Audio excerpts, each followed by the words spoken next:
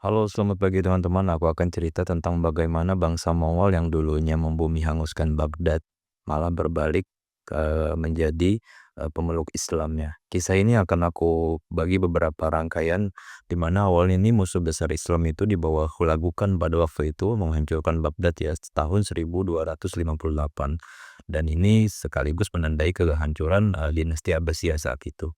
Dunia Islam gemetar, kota ilmunya hancur, khalifahnya dibunuh, dan ratusan ribu orang dibantai. Tapi Allah itu menunjukkan kuasanya, jadi Mamluk Mesir mengalahkan Mongol di Ain Jalut tahun 1260.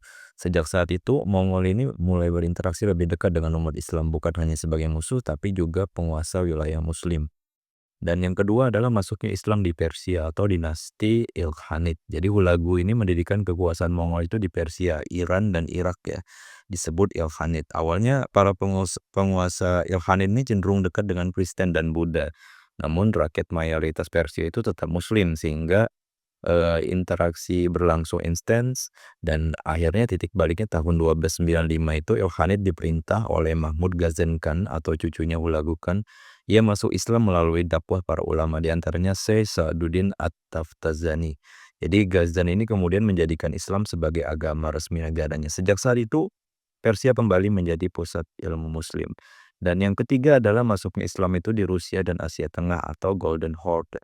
Jadi di wilayah Rusia, Asia Tengah itu, cabang Mongol lain yang memerintah disebut Golden Horde.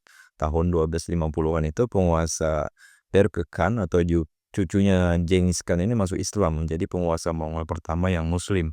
Ia bahkan bersekutu dengan Mamluk Mesir melawan Hulagu ya, sepupunya sendiri karena Hulagu menyerang Baghdad dan umat Islam. Ini awal mula Mongol itu berbalik jadi pelindung Islam. Dan yang terakhir adalah masuknya Islam di India, itu Mongol Timur atau Timuria. Keturunan Mongol lain yaitu Timurleng atau Tamerlane pada abad ke-14 itu juga seorang Muslim meski terkenal keras ya. Dan dari keturunannya lahirlah dinasti Mughal di India.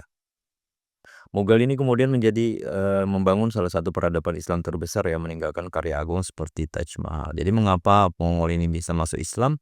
Yang pertama itu karena kedekatan dengan rakyat Muslim. Yang kedua adalah kekuatan dakwah ulama. Dan ketiga adalah kekaguman pada peradaban Islam. Dan terakhir adalah kekalahan di Ain Jalut ya. Jadi membuat Mongol itu sadar Islam itu bukan bangsa lemah tapi punya kekuatan iman. Mudah-mudahan bisa bermanfaat ya teman-teman. Terima kasih.